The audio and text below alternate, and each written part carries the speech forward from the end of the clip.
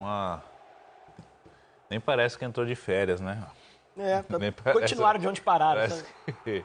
Continuaram de onde pararam. Esse gol aí é interessante porque ó, os zagueiros sem referências nenhuma de atacante na área.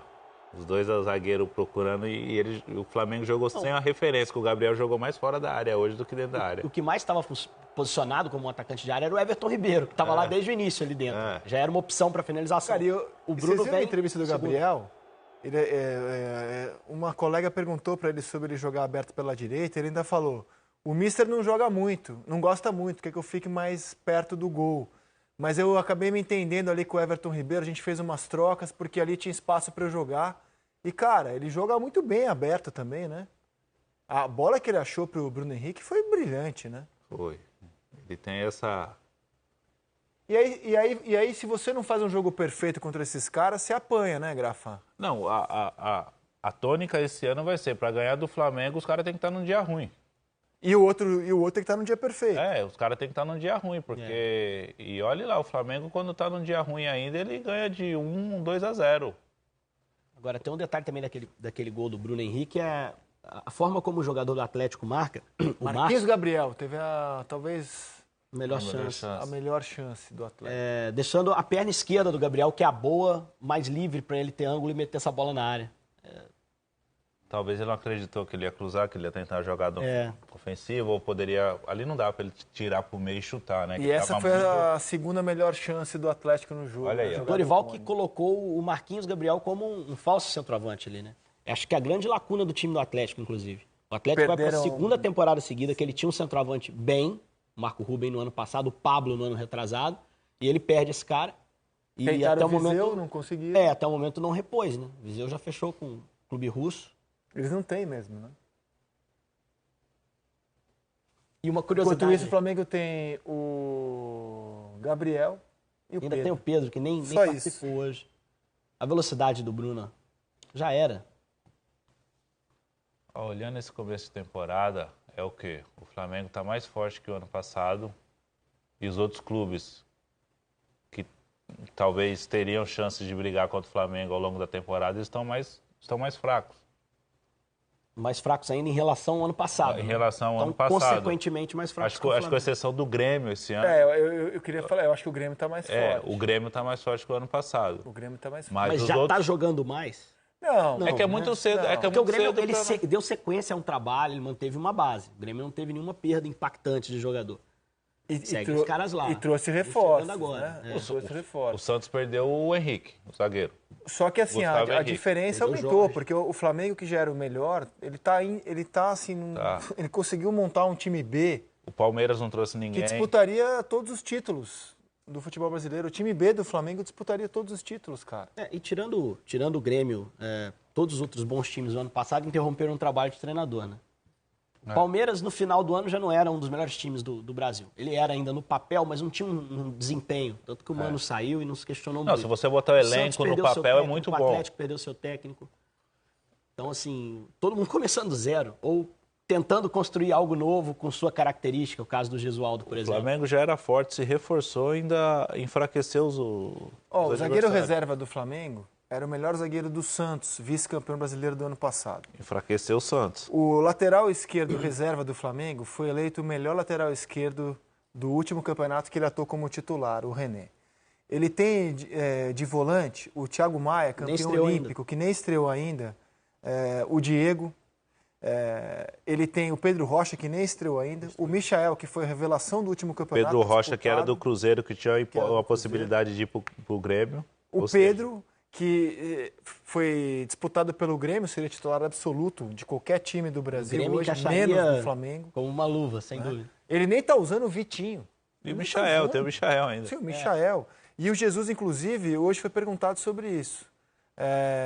Olha, você tem dois reforços, como o Pedro Rocha e o Thiago Maia, que nem jogaram ainda. E aí, quando é que eles vão ter chance de ser testados? E a resposta é muito curiosa. Muito tempo e já jogam quase de olhos fechados em relação àquilo que as nossas ideias de treino, aquilo que nós fazemos no treino, em função das ideias que nós queremos passar para o jogo. E esses jogadores ainda não sabem, não é? Ainda não sabem o que é a movimentação da equipa, e a pouco a gente está a introduzir alguns jogadores. Não podemos lançar tantos como gostávamos, porque só podemos lançar 3 jogadores, portanto, pelas 3 substituições.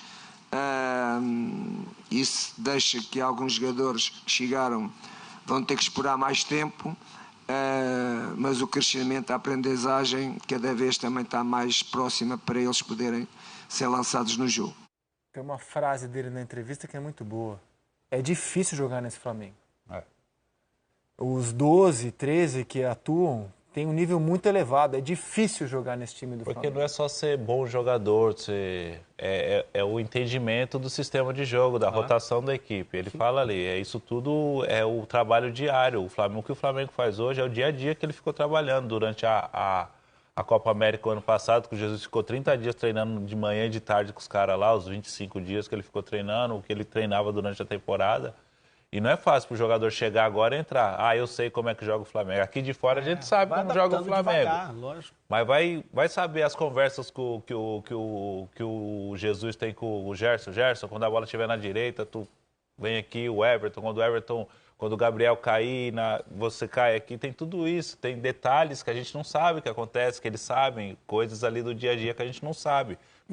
E as contratações, Grafa, obrigam os titulares a estarem sempre no melhor. Exatamente.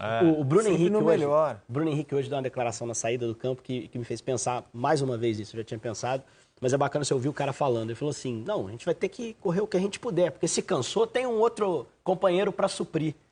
Se o Bruno tem essa mentalidade, que ele, um dos destaques absolutos do ano passado, pode sair e o outro cara pode entrar no lugar e jogar bem, né? Ele vai jogar pra cima, cara. Ele vai treinar num ritmo intenso, num nível bom. Ele vai tentar manter o nível de atuação dele, não vai se deixar acomodar.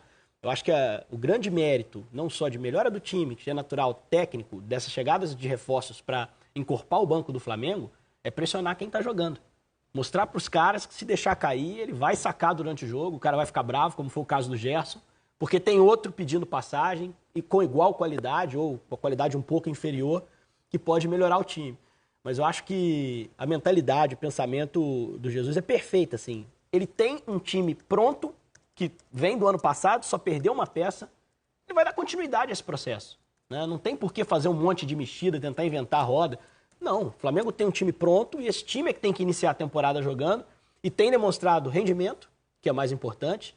Fez um bom clássico quarta contra o Fluminense, deixou cair um pouco no final. Hoje ganhou uma final naturalmente contra um Atlético fragilizado, mas que o Flamengo não tem nada com isso e não tomou conhecimento. Então ele vai dando sequência. Se o time for dando a resposta técnica em campo, ele vai dando sequência.